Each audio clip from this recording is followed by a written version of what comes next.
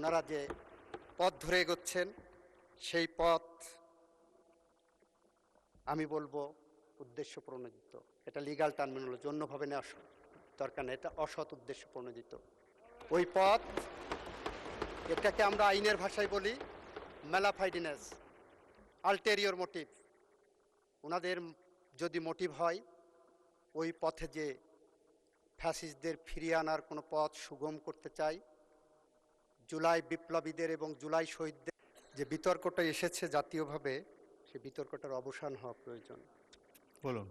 মাননীয় স্পিকার, প্রথমেই বিরোধী দলের মাননীয় সাংসদ নজিব সাহেব সাংবিধানিক যে থিওরিটিক্যাল ব্যাখ্যা দিলেন, সেই থিওরিটিক্যাল ব্যাখ্যার সাথে আমি একমত। আমার দ্বিমতের জায়গা হলো উনি কোন জায়গায় কোন ব্যাখ্যাটা ফিট করবে সেটা এক্সপ্লেন করতে পারেনি মাননীয় স্পিকার। সে জায়গাটায় আমি আপনাদেরকে বলতে চাই। মাননীয় স্পিকার, প্রশ্ন আমাদের সামনে উত্থাপন করা হয়েছে এই বিশেষ মিটিংয়ে সভায়, জুলাই জাতীয় সনদ 2025-এর বাস্তবায়ন পদ্ধতি কি হবে। আমি সঙ্গত কারণেই বলছি, এই বিষয়ে কথা বলতে দাঁড়িয়ে যে জুলাই জাতীয় সনদ 2025-এর বাস্তবায়ন কিভাবে পদ্ধতিতে হবে সেটা জুলাই জাতীয় সনদেই ব্যাখ্যা করা আছে মাননীয় স্পিকার। জুলাই জাতীয় সনদ স্বকীয়তায় ভরপুর, জুলাই জাতীয় সনদ স্বব্যাখ্যায়িত, জুলাই জাতীয় সনদ পরিপূর্ণভাবে স্বচ্ছভাবে রাজপথে দেওয়া রক্তের ঋণ হিসাবে যেভাবে স্বচ্ছভাবে প্রতিফলিত হওয়া দরকার সেভাবে প্রতিফলিত হয়েছে। সুতরাং জুলাই জাতীয় সনদ বাস্তবায়নের পদ্ধতিটাই হলো জুলাই জাতীয় সনদ ইটসেলফ। এখানে অন্য কোনো পদ্ধতির প্রয়োজন নাই। কেন নাই মাননীয় স্পিকার? ওনারা গণভোটের কথা বলছেন। গণভোটের অধ্যাদেশ যেটা কথা বলেছেন, অধ্যাদেশে 3 ধারাকে রেফার করে গণভোট অধ্যাদেশের একটা শিডিউল দেওয়া হয়েছে মাননীয় স্পিকার। সেই শিডিউলের দিকে যদি তাকান, 30টা সাবজেক্টকে, জুলাই সনদের 30টা সাবজেক্টকে বলা হয়েছে ঐক্যমতের ভিত্তিতে হয়েছে। তার মধ্যে সেই শিডিউলের দেখেন মাননীয় স্পিকার, একটা জায়গা বলা হচ্ছে 17 তারপরে 20 অনুচ্ছেদ, জুলাই জাতীয় সনদের 17 এবং 20 অনুচ্ছেদের কথা বলা হচ্ছে। 17 এবং 20-এর মাঝখানে আমি আমার বক্তব্য তুলে ধরব। 17তে আছে আইনসভা গঠন। সংবিধানে এরূপ যুক্ত করা হবে যে বাংলাদেশে একটি দ্বিকক্ষ বিশিষ্ট আইনসভা থাকবে, যা নিম্নকক্ষ এবং উচ্চকক্ষ সমন্বয়ে গঠিত হবে। আমরা তো বলছি যে হ্যাঁ হবে। তারপর দেখেন 20 অনুচ্ছেদ, উচ্চকক্ষের সদস্যদের যোগ্যতা অযোগ্যতা, সেটাও আমরা বলছি ঠিক আছে। এখানে মাইলর্ড আমাদের এলাকায় পান বিক্রির একটা গল্প বলি। মাননীয় স্পিকার, পান বিক্রির একটা গল্প বলি। যারা পানের বরজ করে পান বিক্রি করতে গেলে 1 পণ পানে 80টা পান থাকে। 80টা বিক্রি করতে যে উপরে কিছু বড় পান দেয়, নিচে কিছু বড় পান দেয়, মাঝখানে কিছু বড় পান দেয়, আর ভিতরে সব খারাপ পান ঢুকায় দেয় মাইলর্ড মাননীয় স্পিকার। এখানে জুলাই জাতীয় সনদের যে 4টা প্রশ্ন, তার খ প্রশ্নটার কাছে দেখায় যে কিভাবে পান বিক্রি করেছে। দেখেন, আগামী জাতীয় সংসদ হইবে 2 কক্ষ বিশিষ্ট জাতীয় সংসদ নির্বাচনে দলগুলোর প্রাপ্ত ভোটের অনুপাতে 100 সদস্য বিশিষ্ট একটি উচ্চ কক্ষ গঠিত হইবে। এই কথাটা আছে জুলাই জাতীয় সনদের 18 নম্বর অনুচ্ছেদে। উনি যে গণভোট অধ্যাদেশের ওনারা বলছেন, গণভোট অধ্যাদেশের শিডিউলে জাতীয় ঐক্যমতের ভিত্তিতে যে শিডিউলগুলো হয়েছে, সেই শিডিউলের মধ্যে মাননীয় স্পিকার 18 নম্বর অনুচ্ছেদ নাই। যদি বিশ্বাস না করেন ওনারা গণভোট অধ্যাদেশটা পড়ে দেখুক। গণভোট অধ্যাদেশের যতগুলো শিডিউলে 30টা বিষয় দেওয়া আছে তফসিলে, সেই তফসিলের মধ্যে আমি গণভোটের যে প্রশ্নগুলো, খ নম্বর প্রশ্নের যেটা পড়ে শোনালাম, যে জনগণের ভোটের প্রপোর্শনালিটি অনুসারে, পিআর অনুসারে এইটা হবে, আপনি একমত কিনা? এই শিডিউলের মধ্যে কোথাও ওই ক্লজটা নাই মাননীয় স্পিকার। এটা হলো ফ্রড অন দি কনস্টিটিউশন। ওই দিন আমার বন্ধু মাহমুদুল ইসলাম সাহেবের কনস্টিটিউশনাল লয়ের বই রেফার করেছিলেন। ধন্যবাদ মাননীয় সংসদ সদস্য, আপনার মাধ্যমে সংসদ সদস্যকে ধন্যবাদ জানাতে চাই। আমাদের দেশে যারা কনস্টিটিউশনাল ল প্র্যাকটিস করেন তাদের কাছে এই বইটা বাইবেলিক, রূপক অর্থে বলি বাইবেলিক বা কোরআনিক। আমরা যারা কনস্টিটিউশনাল বই পড়ি, প্র্যাকটিস করি, এই বইয়ের ইন্টারপ্রিটেশনটা আমাদের কাছে সবার আগে গ্রহণযোগ্য। আমার মাননীয় সংসদ সদস্যকে আপনার মাধ্যমে বলতে চাই, এই বইয়ের 4.27 ক্লজটা 490 পৃষ্ঠায় আছে, একটু পড়ে দেখবেন, যেখানে বলা আছে কালারেবল লেজিসলেশনের কথা। কালারেবল লেজিসলেশনটা কি? যে লেজিসলেশন এমনভাবে করা হয় আইনে ক্ষমতা দেওয়া নাই, আপাত দৃষ্টিতে আইনে ক্ষমতা আছে এরকম দেখা যায়, অথচ আইনে কোনো ক্ষমতা নাই, সেটা একটা কালারেবল লেজিসলেশন। এবং এই ধরনের লেজিসলেশনকে বলা হচ্ছে ভয়েড আব ইনিশিও। এটা এই বইয়ের ওই দিন উনি রিলাই করেছেন, এই কারণে আমি এই বইটা নিয়ে এসেছি। 4.27 ক্লজ 490 পৃষ্ঠায় দেওয়া আছে। মাননীয় স্পিকার, মাননীয় স্পিকার, আমার বন্ধুরা ঠিকই বলেছেন, জুলাই সনদ, জুলাই বিপ্লব জনগণের ইচ্ছার প্রতিফলন, জুলাই গণ অভ্যুত্থান জনগণের ইচ্ছার প্রতিফলন। আমিও বলছি জনগণের ইচ্ছার প্রতিফলন। এই যে বইটা দেখছেন, এটা জনগণের ইচ্ছার প্রতিফলন। এই বইয়ে 6টা প্যারাগ্রাফ আছে, এই বইয়ে 84টা আর্টিকেল আছে, অনুচ্ছেদ আছে, এই বইয়ে 7টি অঙ্গীকারনামা আছে। এই বই জনগণের ইচ্ছার প্রতিফলন। জনগণের ইচ্ছার প্রতিফলন হিসাবে যদি এই বইটা ধরি, এই বইয়ের মধ্যে বলা আছে, মাননীয় স্পিকার, প্রত্যেকটা পরতে পরতে, প্রত্যেকটা এই বইয়ের শিরায় উপশিরায় এই সংবিধানকে গ্রহণ করেছেন জনগণের ইচ্ছার প্রতিফলন হিসাবে। যে কারণে এই বইয়ের প্রথম দফা থেকেই যদি আমি পড়ি, আর্টিকেল, প্রজাতন্ত্রের রাষ্ট্রভাষা হবে বাংলা, সংবিধানে বাংলাদেশের নাগরিকদের হিসাবে ব্যবহৃত অন্যান্য সকল ভাষাকে দেশের প্রচলিত ভাষা হিসেবে স্বীকৃতি প্রদান করা হবে। সংবিধানকে সামনে রেখে এই বইটা রচিত হয়েছে। এখানে বলা হচ্ছে 2 নম্বর অনুচ্ছেদে, বিদ্যমান সংবিধানের অনুচ্ছেদ 6(2)তে বর্ণিত বাংলাদেশের জনগণের জাতি হিসাবে বাঙালি এবং নাগরিকগণ বাংলাদেশী বলে পরিচিত হবেন। এখানে সংবিধানের কথা বলা হচ্ছে। মাননীয় স্পিকার, 3 নম্বর অনুচ্ছেদে বলছে সংবিধান সংশোধন কিভাবে করতে হবে সেটা বলা হচ্ছে সংশোধন। মাননীয় স্পিকার, 4 নম্বর অনুচ্ছেদে বলা হচ্ছে সংবিধান, 5 নম্বর অনুচ্ছেদে বলা হচ্ছে সংবিধান। এই বইয়ের প্রতিটা পরতে পরতে, শিরায় উপশিরায় এই সংবিধানকে গ্রহণ করেছে। এখন যদি আমি বলি জনগণের ইচ্ছার প্রতিফলন এটাই, জনগণ চেয়েছে বাংলাদেশে একটি সংবিধান আছে, অভ্যুত্থান উত্তর জনগণ যাদের ক্ষমতা দিয়েছেন তাদের মধ্যে 33টি রাজনৈতিক দল এক জায়গায় বসেই জুলাই সনদ স্বাক্ষর করেছেন। তারা একমত হয়েছেন যে আমরা এমন একটি সংবিধান চাই, যে সংবিধান, এই সংবিধানকে সামনে রেখেই সংযোজন, সংশোধন, পরিমার্জন করবেন। সেটাই হলো জুলাই সনদ, এবং এটাই আমরা মেনে নিয়েছি। এটা মেনেছি বলেই জুলাই সনদকে নিয়ে যারা বলছেন জুলাই সনদ না সংস্কার, এখানে যারা আইন প্র্যাকটিস করেছেন তাদের জন্য বলি, every amendment of the constitution is a reform, but every reform is not an amendment. Reform রাজনৈতিক দলের মধ্যে জনগণের ভিতর থেকে, জন আকাঙ্ক্ষার ভিতর থেকে রিফর্ম আসতে পারে, কিন্তু যখন ওইটা আইনি প্রক্রিয়ায় যাবেন, যখন এই সংসদে বসে 300 সংসদ সদস্য এই রিফর্ম নিয়ে কথা বলবেন, তখন সেই রিফর্মকে যখন চূড়ান্ত রূপ দেবেন, সেইটার নামই সংশোধন, এবং সেটা হতে হবে 142 অনুচ্ছেদ অনুসারে। অন্য কোনো আইপস অ্যান্ড বার্ডস নাই, অন্য কোনো ফরম্যাট নাই।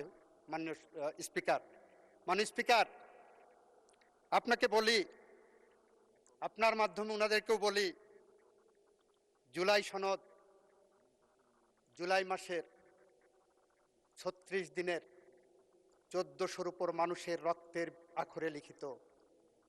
জুলাই সনদ জুলাই মাসে 36 দিনে 30,000 সহযোদ্ধার কারো চোখ নাই, কারো কান নাই, কারো মাথা নাই, কারো কুলি নাই, কারো হাত নাই, কারো পা নাই, এখানে যারা আছেন তাদের প্রতিদিনের বিদগ্ধ যন্ত্রণার ফসল এই জুলাই সনদ। বিএনপি জুলাই সনদের প্রতিটি অধ্যায়কে, প্রতিটি অনুচ্ছেদকে ধারণ করে। মাননীয় স্পিকার, প্রতিটি গল্পের পিছনে গল্প থাকে। মাননীয় স্পিকার, এই জুলাই সনদ রচিত হওয়ার পিছনে 17 বছরের সংগ্রামের, 17 বছরের বেদনার, 17 বছরের নীল আটটি বেদনার যন্ত্রণা আছে। এই জুলাই সনদের পিছনে আমার বন্ধু, আমার মাননীয় সংসদ সদস্য নজিব সাহেবের, আমার মাননীয় সংসদ সদস্য আরমানের, তাদের পিতাদের প্রতি অবিচারের উপাখ্যান আছে, যাদেরকে অবিচারের শিকার করা হয়েছিল বলে পাবলিক পারসেপশন আছে। এই জুলাই সনদের পিছনে আমাদের মাঝ থেকে 4,500 সহযোদ্ধাকে পাখির মতো গুলি করে ক্রসফায়ারের মাধ্যমে হত্যা করা হয়েছিল। তাদের গল্প বেদনা আছে, তাদের পরিবারের যন্ত্রণা আছে, তাদের পরিবারের নির্ঘুম রাত কাটানো আছে। এই জুলাই সনদের পিছনে 700 সহযোদ্ধার গুমের কাহিনী আছে, যাদের স্বজনেরা এখনো রাত জেগে তাহাজ্জুদের নামাজ পড়ে জায়নামাজে বসে স্বজন ফেরার প্রতীক্ষায় আল্লাহর কাছে প্রার্থনারত থাকেন। তাদের করুণ আর্তনাদের কাহিনী এখানে বর্ণিত আছে। এই জুলাই সনদের পিছনে বিএনপির 60 লক্ষ নেতাকর্মীর মিথ্যা গায়েবী মামলার কল্প কাহিনী এখানে দেওয়া আছে। মাননীয় স্পিকার, আমরা এগুলোকে অস্বীকার করতে পারি না। যদি অস্বীকার করি, ভবিষ্যতে আবার যদি কখনো গণ অভ্যুত্থান হয়, তারা এই জুলাই সনদকে অসম্মান করবে। আমরা যদি 71-এর মুক্তিযুদ্ধের মধ্য দিয়ে অর্জিত বাংলাদেশের সংবিধানকে অস্বীকার করি, লাখো শহীদের রক্তে অর্জিত সংবিধানকে অস্বীকার করি, লাখো মামুনের ইজ্জতের সম্ভ্রমের বিনিময়ে যে সংবিধান, সেই সংবিধানকে অস্বীকার করি, আমরা যদি 90-এর গণ অভ্যুত্থানকে অস্বীকার করি, এমন একদিন আসতে পারে সেই দিনে হয়তো এই জুলাই সনদকে অস্বীকার করবে কেউ না কেউ। আমরা সেরকম পথ রেখে যেতে চাই না। আমরা এমন একটি পথ রেখে যেতে চাই, আগামী দিনে যারা গণতন্ত্রের জন্য কথা বলবেন, আগামী দিনে যারা মানবাধিকারের কথা বলবেন, ন্যায় বিচারের কথা বলবেন, আইনের শাসনের কথা বলবেন, তারা এসে আমাদের পূর্ব প্রজন্মের, আমাদের হিরোদের কথা বলবেন, আমাদের মুক্তিযোদ্ধাদের কথা বলবেন, শহীদদের কথা বলবেন, আমাদের বীরাঙ্গনাদের কাহিনী বলবেন, আমাদের জাফর, জয়নাল, দীপালি সাহা, কাঞ্চন, রাউফুন, বসুনিয়া, ডাক্তার মিলন, নূর হোসেন জিহাদের কথা বলবেন, আমাদের আবু সাইদ, মুগ্ধ, আনাসের কথা বলবেন। এরকম একটি পথ আমরা রেখে যেতে চাই। মাননীয় স্পিকার, আমরা রেখে যেতে চাই বলেই আমরা বারবার বলছি, জুলাই সনদ নিয়ে রাজনীতি করার দরকার নাই। আমরা বারবার বলছি, আসুন জুলাই সনদের পথ ধরে হাঁটি।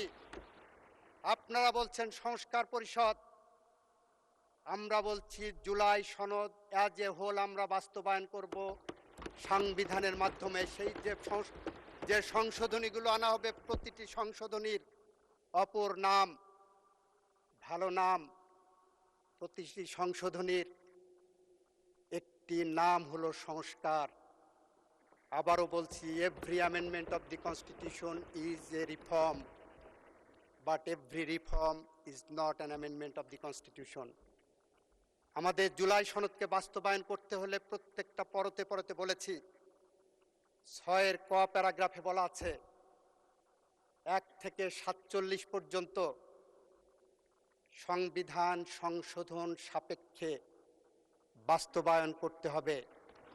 যারা এই সনদ রচনা করেছেন 33টি রাজনৈতিক দল, তারা এই কথা বলে কিন্তু ক্ষান্ত থাকতে পারতেন। আমাদের আইনে একটা বই পড়াই, আমরা পড়ি, ইন্টারপ্রিটেশন অফ স্ট্যাটিউটস, যেখানে interpretation of statutes also interpretation of documents and literal meaning খুঁজে। সেই ইন্টারপ্রিটেশনে যদি আমরা যাই, তাহলে দেখা যাবে জুলাই সনদে 6-এর ক দিলেই যথেষ্ট ছিল। যে সংবিধান সংশোধন সাপেক্ষে, কিন্তু জুলাই সনদের 1 থেকে 47 পর্যন্ত অনুচ্ছেদের প্রত্যেকটা প্যারাগ্রাফে, প্রত্যেকটা অনুচ্ছেদে বলেছেন সংবিধান সংশোধন সাপেক্ষে, সংবিধানে সংশোধন করে অন্তর্ভুক্ত করতে হবে। তাহলে আপনি এই ইন্টারপ্রিটেশনটা কোথায় রাখবেন? বলা হচ্ছে যে ইন্টারপ্রিটেশন দিতে গেলে কোনো অ্যাম্বিগুইটির প্রয়োজন নাই, কোনো অস্বচ্ছতা নাই, কোনো মেঘাচ্ছন্ন ভাব নাই। আমরা সেটাকেই ইন্টারপ্রিট করি।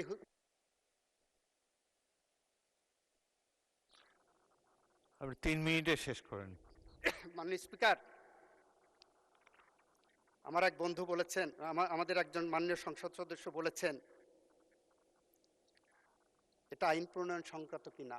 আমি বলছি এটা আইন প্রণয়ন সংক্রান্ত না, এটা জুলাই সনদকে কে কিভাবে দেখে, এটা জুলাই সনদ কিভাবে বাস্তবায়ন করা হবে সেইটার বিষয়ে।